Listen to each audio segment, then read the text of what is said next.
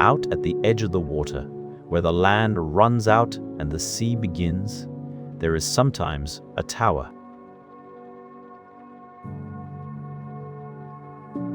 It stands very still. It has stood there for a very long time. And at the top of it, there is a light that turns slowly, slowly, slowly.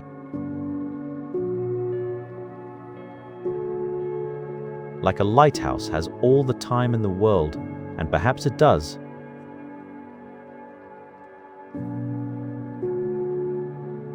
Let's think about lighthouses tonight.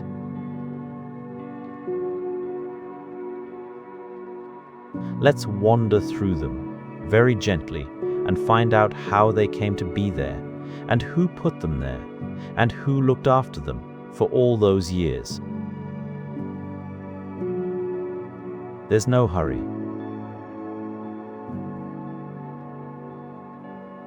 We can take our time. The sea isn't going anywhere, and neither are we.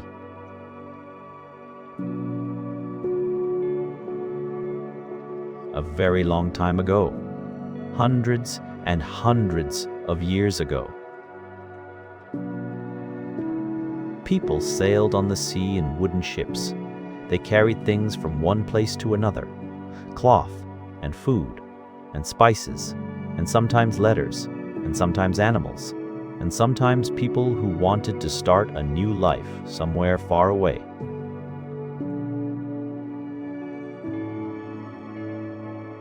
The sea was how you got places back then. Roads didn't go everywhere, and there were no airplanes, of course. There were just ships and sails and the wind. Now, sailing in the daytime was all right. You could see where you were going.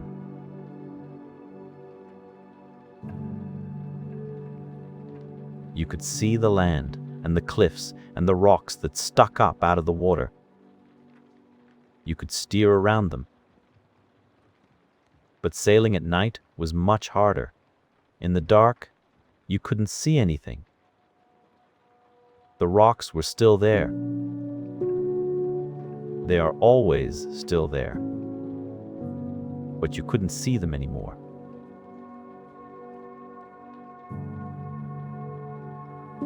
And the ship that hit a rock in the dock, well, that was a very sad thing. Ships were lost that way. Many ships, over many years. And so people began to think, what if there were a light? What if there was something shining at the dangerous places so that the sailors could see where not to go?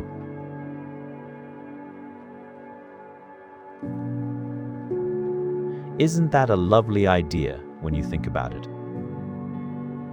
Someone a very long time ago had that thought. They thought, if I put a fire at the top of something tall, the sailors will see it from far away, and they will know to steer away from there. They will be safe. And so they did.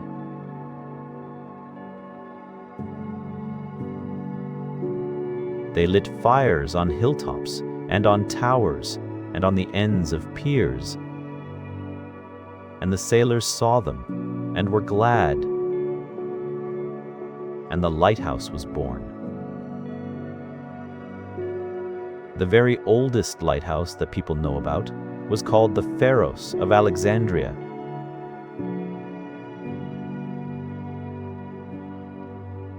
Pharos was the name of the island it stood on, and Alexandria was the city nearby, a great, busy city in a country called Egypt, far away and long, long ago. This lighthouse was built more than 2,000 years ago. 2,000 years. Can you imagine that?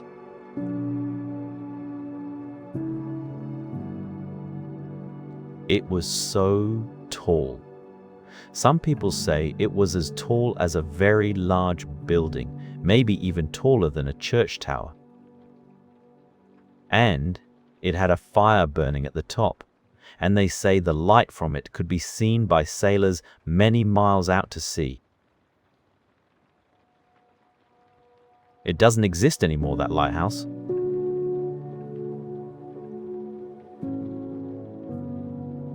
It fell down a very, very long time ago, tumbled by earthquakes, bit by bit, over hundreds of years. But people still talk about it. It was one of the great wonders of the ancient world, they said. A tower of light standing at the edge of the sea. Isn't that something to think about?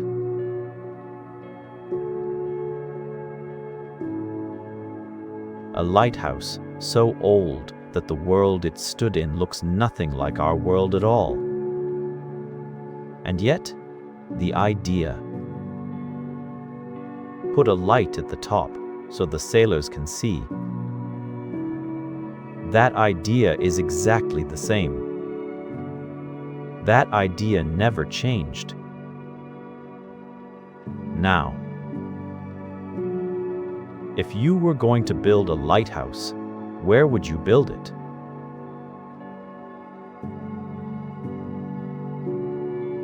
You would want to build it somewhere the sailors needed to know about. Somewhere with hidden rocks, perhaps, just under the surface of the water, where a ship might not see them until it was too late, or at the end of a long, sharp headland. That's a bit of land that sticks out into the sea, where ships might accidentally sail too close in the dark.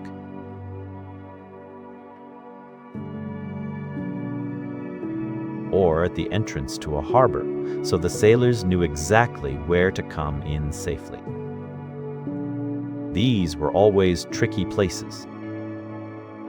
Rocky, windswept, sometimes completely surrounded by water. Not easy places to build anything at all, really, and the people who built lighthouses had to be rather determined.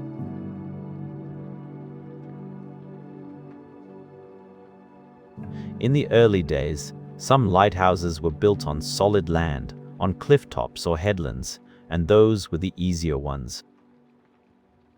You could bring your stones and your tools and your workers, and you could build the tower, and when it was finished, you could walk away again.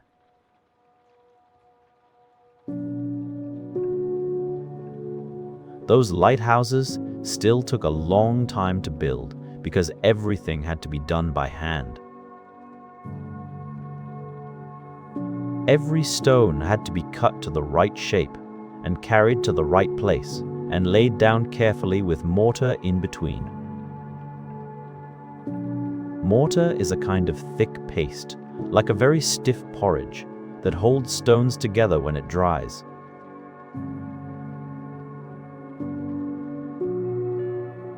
And the walls had to be very thick, because the winds that blow at the sea's edge are tremendous. They push and push at anything in their way. A lighthouse has to be very solid, very heavy, very firmly planted in the ground, or the wind would be most unkind to it.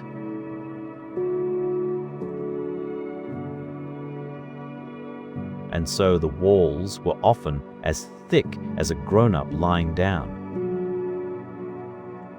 You could stretch out all your limbs and still not reach both edges of the wall. Think of that. A wall you could sleep inside. Which is a rather nice thought, actually. But some lighthouses had to go in much harder places.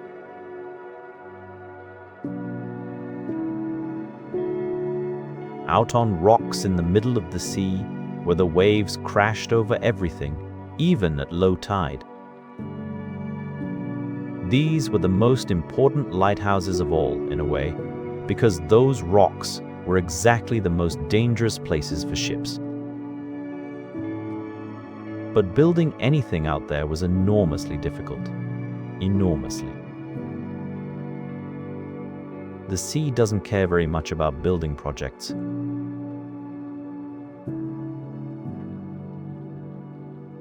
There is a famous lighthouse called the Eddystone, which sits on a group of rocks about 14 miles south of a place called Plymouth in England, 14 miles from shore. The rocks are barely above the water, even on a calm day, and when a storm comes in, and storms come in often, out there in the English Channel, the waves crash right over everything.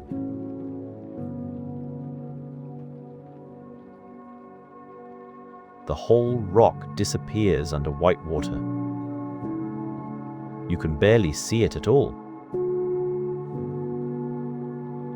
The very first lighthouse on the Eddystone was built in the 1600s, and it was made of wood, which, when you think about it, is perhaps not the very best material for something that is going to be hit by enormous waves repeatedly.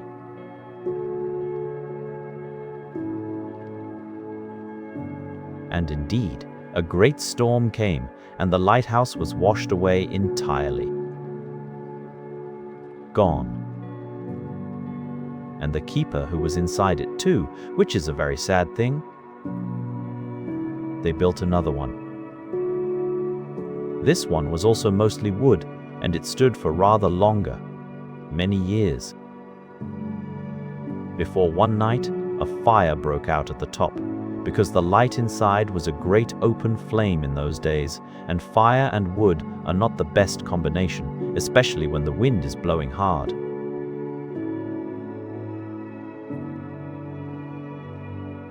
That lighthouse burned down.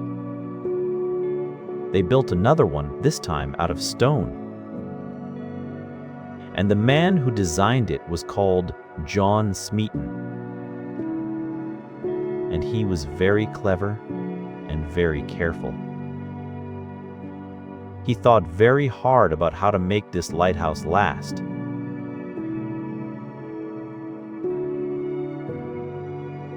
He looked at the shape of an oak tree, a tree with a wide base and a trunk that curves gently inward as it goes up. And he thought,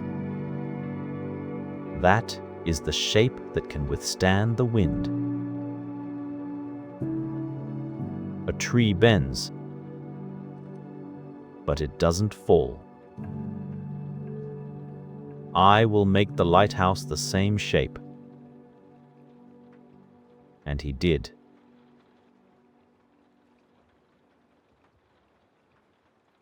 He made the base very wide and heavy, and let the sides curve inward as they went up. And to make the stones hold together even more firmly, he used a very clever trick. He cut the stones so that they locked into each other, like puzzle pieces in a way, or like the teeth of two cogs fitting together.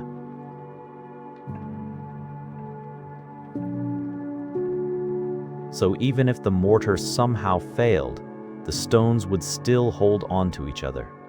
They were shaped to belong together. Isn't that a rather beautiful idea? Stones shaped to belong together. He also had to build on a rock that was underwater much of the time.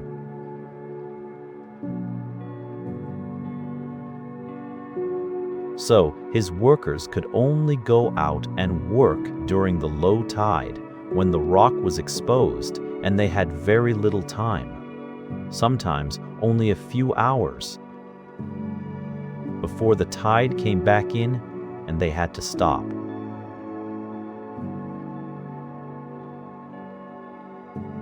They would row out from the shore, work as fast as they could, and row back again before the water rose.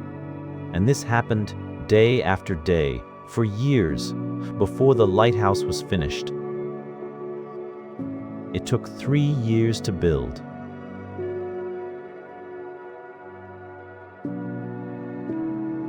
Three years of rowing out and rowing back, of cutting stone and setting stone, of bad weather and good weather, and storms that sent everyone home with nothing done. 3 years for one lighthouse on one rock. When it was finished, it stood for well over 100 years.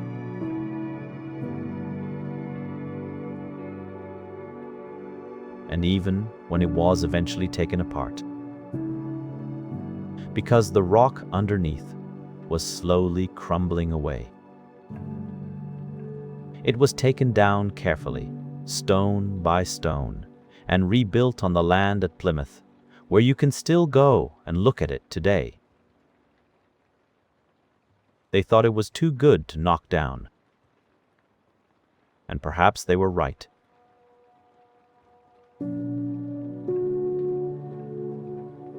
There were other difficult lighthouses too. Some were built on sandy, shallow seabeds, where there was no rock to anchor them to at all. These had to be built on great iron legs, screwed down into the seabed like enormous corkscrews.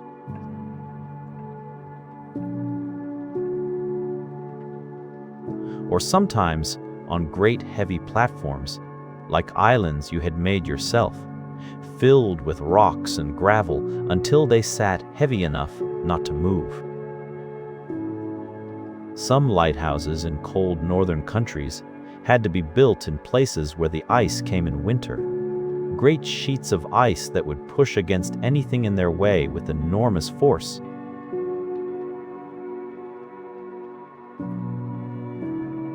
So those lighthouses had a special shape at the bottom, wider and angled outward, so when the ice pushed against them, it would be pushed sideways and up instead of crashing straight in. And some lighthouses were built on metal supports, with the tower high above the water on stilts, so the waves could wash right underneath and there was nothing to push against.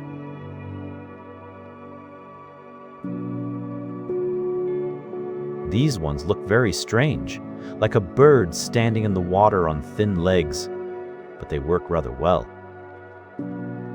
Every difficult place had someone who thought, how can we put a light here? And they found a way. They always found a way. Once the lighthouse was built, of course, someone had to live in it.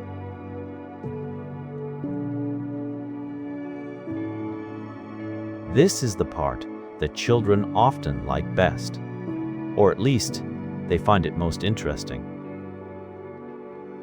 Because once upon a time, every lighthouse had a keeper. A real person whose whole job was to live in the lighthouse and make sure the light kept burning. Can you imagine that? Living in a lighthouse.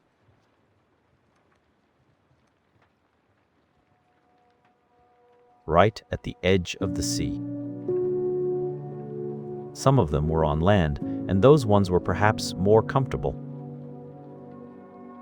You could have a little garden and walk to the village and see other people.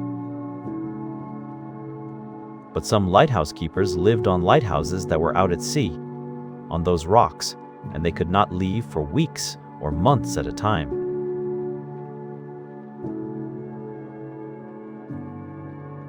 Their whole world was the tower, and the rocks, and the endless sea around them. The keepers usually lived in small rooms inside the lighthouse itself, or in a little cottage built right next to it.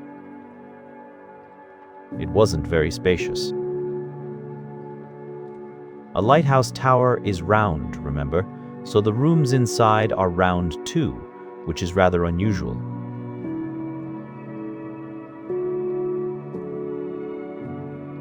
All your furniture has to fit against curved walls, which is a bit awkward. You can imagine the keeper trying to get a wardrobe through the door. The rooms were stacked on top of each other, going up. There might be a little sitting room, and a kitchen, and a bedroom, and then above those, up a winding staircase that curled round and round, the lantern room.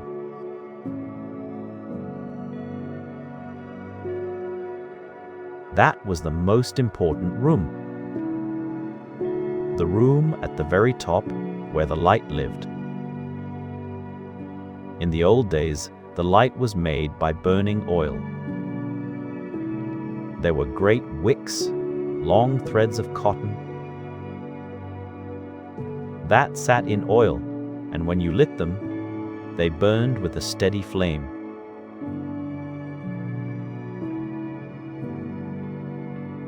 But a flame by itself isn't very bright, not bright enough to be seen very far away across the sea. And so the keepers had mirrors, great curved, polished mirrors that surrounded the flame and caught all the light and sent it out in one direction, much, much brighter than the flame alone.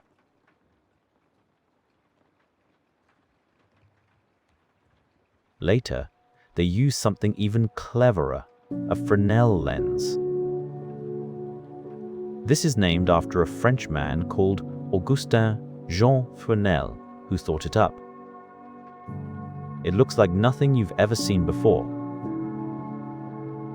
A great glass arrangement with rings and rings of glass prisms, all angled very precisely, surrounding the light like a glass beehive almost, or like a glass eye.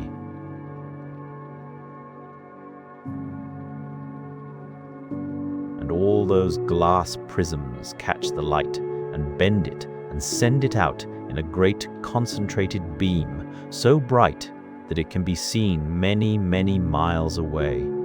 Sailors could see it from 20 miles out to sea, sometimes more. These lenses were very beautiful, as well as very clever.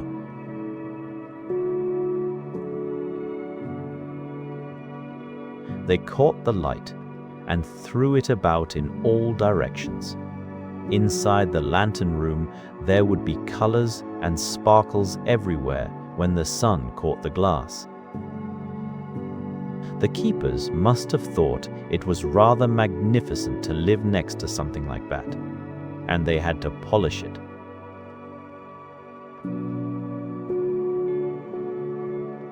Every single day, they had to polish every piece of glass, because if dust or moisture or soot built up on the lens, the light would be dimmer, and a dimmer light might not be seen, and a light that wasn't seen might mean a ship that didn't know where the rocks were.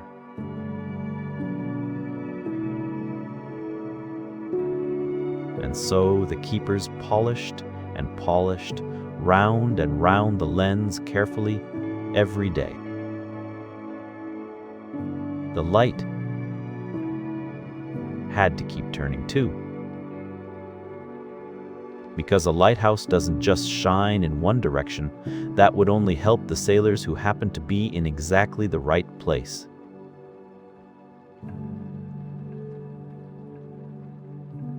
Instead, the whole lens arrangement rotated, slowly, slowly, slowly, so the beam swept round and round, and every sailor on every side could see it as it came round to face them. To make it turn, they had clockwork, like a very large clock, gears and weights and mechanisms that were wound up, and as they slowly ran down, they turned the lens.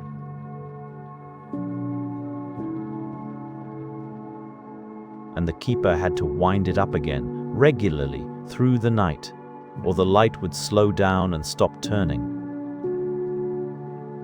This meant the keeper couldn't sleep properly through the night. They had to get up and wind the mechanism and check the flame and trim the wick. Trimming the wick meant cutting the burned end off carefully so it would burn cleanly and not smoke. And check everything was all right, and check everything was all right. And then get up and do it all again.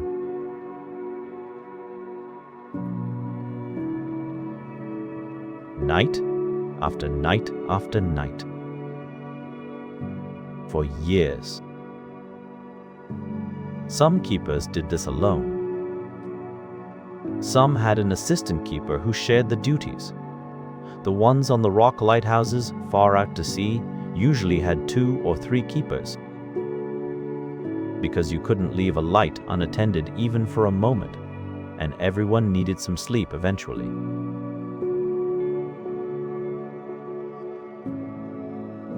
During the day, there was still work to do. The lamps had to be cleaned, and the oil had to be topped up, ready for the night. The brass fittings. There was a great deal of brass on a lighthouse. All the fixtures and the mechanisms had to be polished.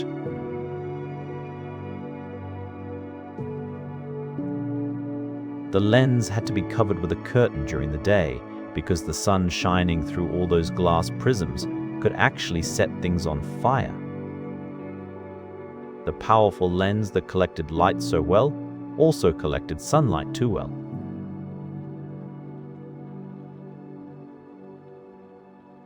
So the keeper would carefully draw the curtain each morning to shade the lens, and draw it back each evening before lighting up. They also kept logs, great heavy books where they wrote down every single day what the weather was doing, and what ships they had seen, and how much oil was used, and whether anything needed repairing.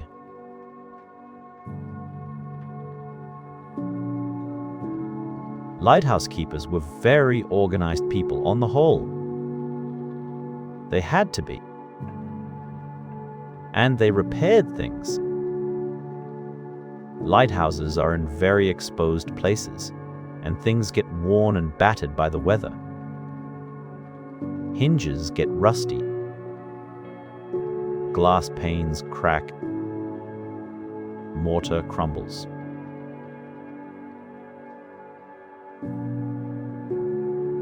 The keeper was expected to keep everything shipshape, which is an expression that comes from exactly this world, from the sea. Shipshape means neat and proper and well-maintained. A lighthouse had to be shipshape at all times. Some keepers loved the life.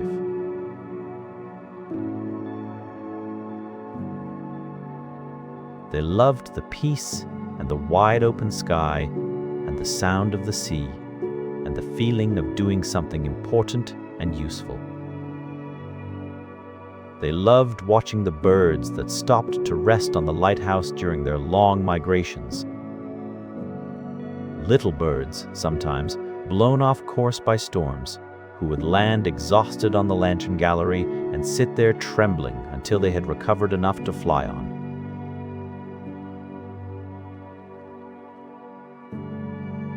The keepers would sometimes feed them crumbs.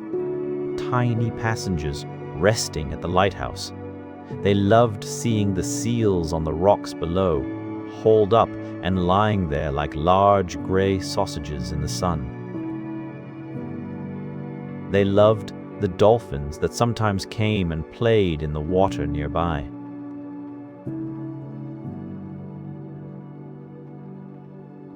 They loved the way the weather was always different, always changing. A flat silver sea one day, and white-tipped waves the next, and on stormy days, great green and gray mountains of water crashing against the base. Some keepers kept gardens in the sheltered spots.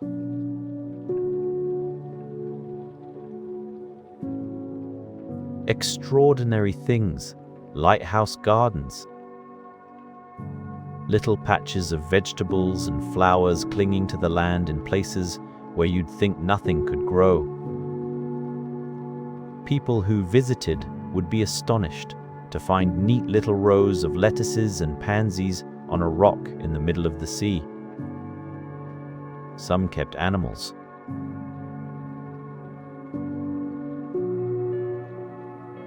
Dogs and cats, and sometimes chickens, and on the rock lighthouses there was often a goat or two kept for milk. A lighthouse with a goat. Some read a great deal. They had time to read, which is perhaps one of the nicer parts of the lighthouse keeper's life.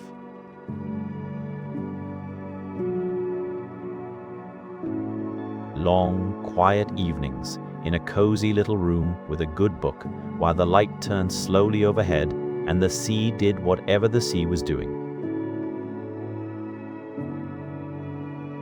That sounds rather pleasant, in a very quiet sort of way. Families lived in some lighthouses.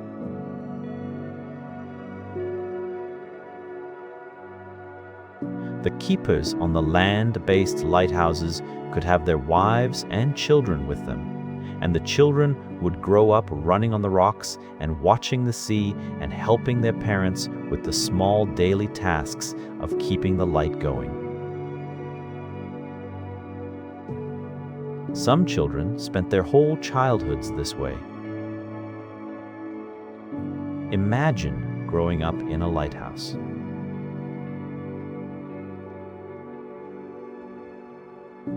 Imagine that being your ordinary, everyday life, the beam sweeping round at night, the smell of oil and brass polish, the cry of the seabirds, the sound of the foghorn on misty days.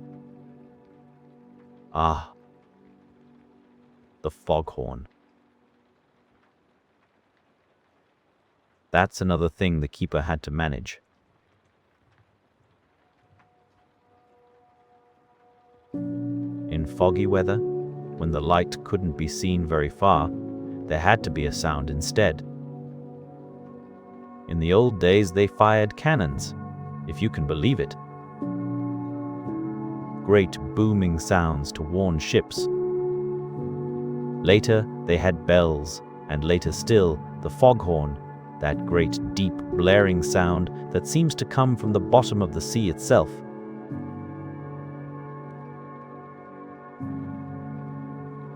Low and slow and mournful and very loud, you could hear it miles away.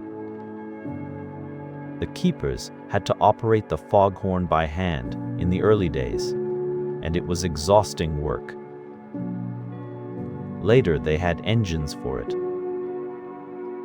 But the sound was always the keeper's responsibility, and fog could last for days.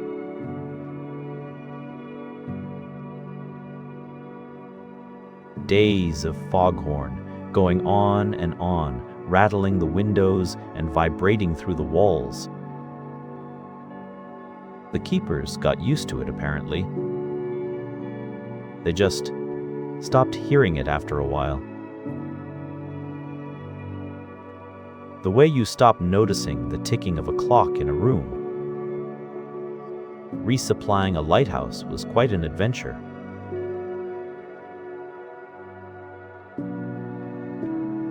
Every few weeks, a supply ship would come with oil for the lamp, and food for the keepers, and any spare parts that were needed. And sometimes, letters from home. On the rock lighthouses, getting supplies aboard was rather exciting in a mild sort of way.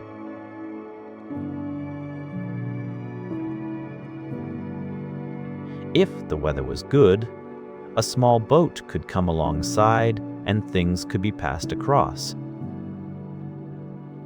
If the weather was not so good, and the weather at rock lighthouses was frequently not so good, they used a system of ropes and pulleys to swing the supplies over the water.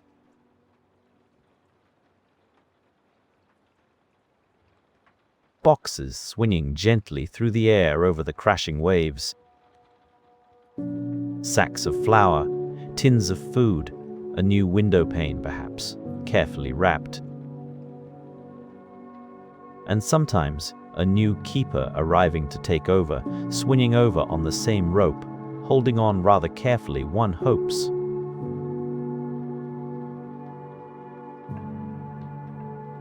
The keepers going off duty after their months on the rock would be swung back the other way, out over the water and down into the waiting boat and then away to shore to see their families and walk on solid, quiet land and hear no foghorn and sleep through the night without getting up. to wind the clockwork.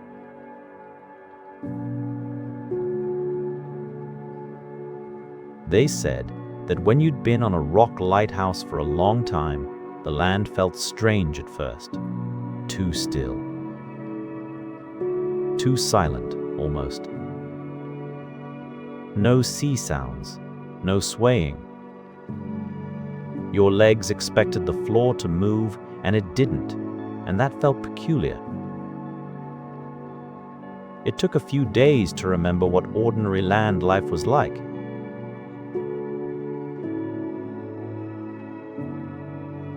And then, after a while, they would go back. Because it was their job, and some of them loved it, truly, and some did it because someone had to, and that someone was them. Over time, lighthouses got better and better. The oil lamps gave way to electric lights, which were much brighter and much more reliable.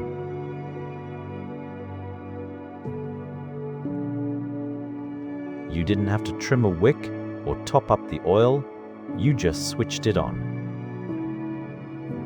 And the clockwork mechanisms gave way to electric motors, which kept the light turning without anyone having to wind anything up. This made the keeper's job easier in some ways.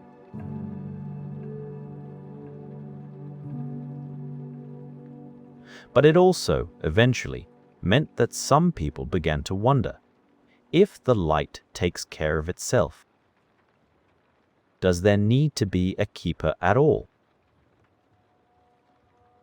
And gradually, through the 1900s, lighthouses began to be automated. The keepers were withdrawn, one by one, lighthouse by lighthouse.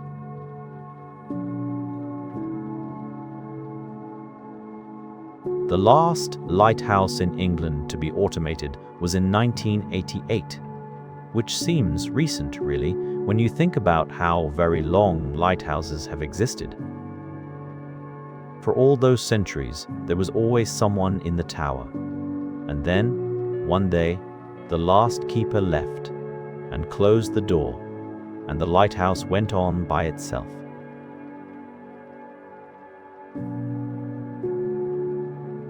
The lights still turn. The beams still sweep the sea. But they do it alone now, monitored by computers and visited now and then by engineers to make sure everything is working. The little cottage by the lighthouse may be empty, or perhaps let out to people who want to stay somewhere extraordinary for a holiday. The goats are gone.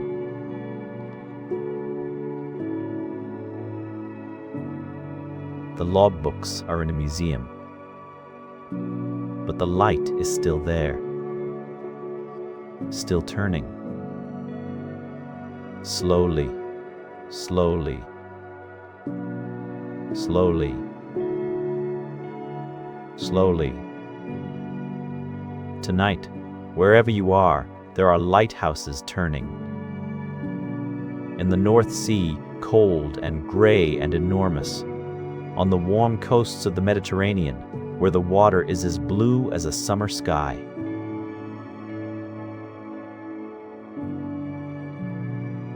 Around the rocky shores of New Zealand, far away in the Pacific.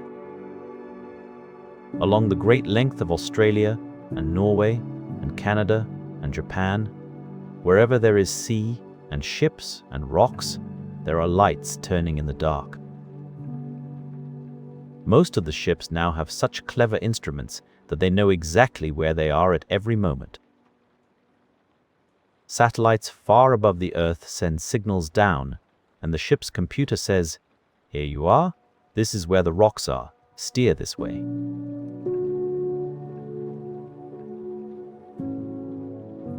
And so the ships don't need the lighthouse quite the way they used to. But the lights still turn. Because the sea has no power cuts, and sometimes instruments go wrong, And sometimes you want to see something real.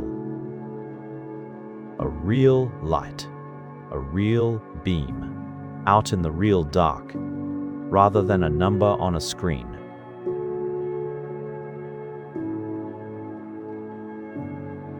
And so the lights are kept, just in case.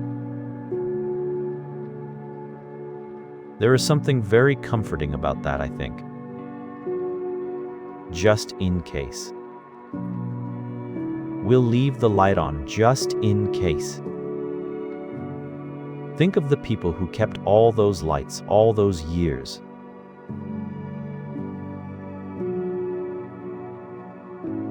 There were thousands of them, all around the world, in all the centuries since someone first thought, put a fire on a tower, and the sailors will be safer. All those keepers, climbing those winding stairs day after day, polishing the lens, trimming the wick, winding the clockwork, writing in the log, watching the sea.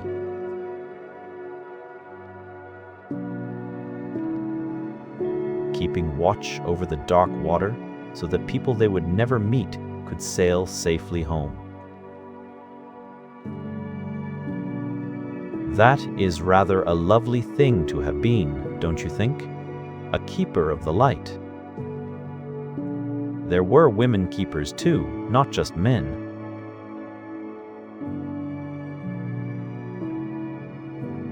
Some keepers who died or fell ill had their wives carry on the work, and some of these women were extraordinary.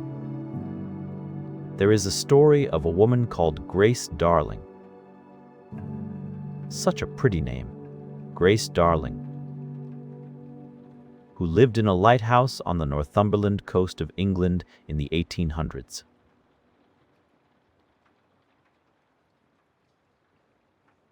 One night, a great storm came, and a ship was wrecked on the rocks nearby. Grace and her father rowed out into the terrible storm in a small rowing boat, and they rescued survivors who were clinging to the rocks. In a rowing boat, in a storm, in the dark.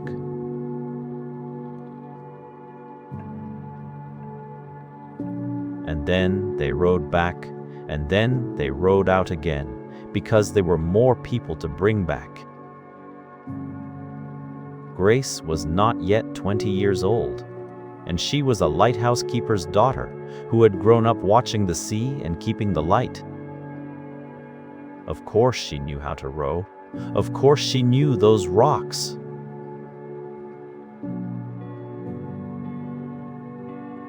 She had watched them her whole life. The lens turns slowly in the lantern room, round and round and round.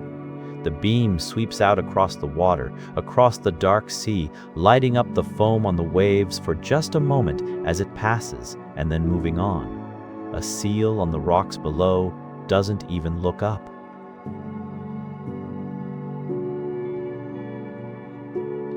It's seen this light every night of its life.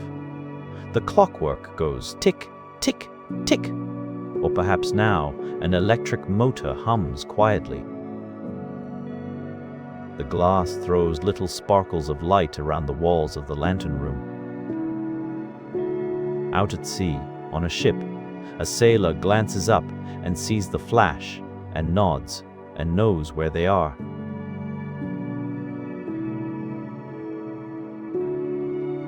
Everything is in its right place. Somewhere there is a lighthouse cottage, and in it there might be the faintest memory of what it was like to live here.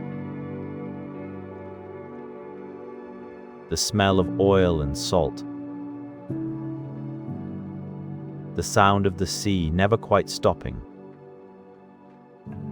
The comfort of the light turning overhead.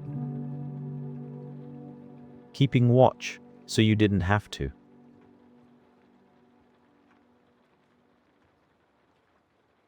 You can sleep now. The light is on. The beam is going round. Round and round and round, out over the dark water, calm and slow and steady, just like it always has. just like it always will. The sea is out there doing what the sea does. Breathing in and breathing out, in and out. The long, slow waves coming in and going back, coming in and going back, coming in and going back. The same as it has always been, the same as it will always be.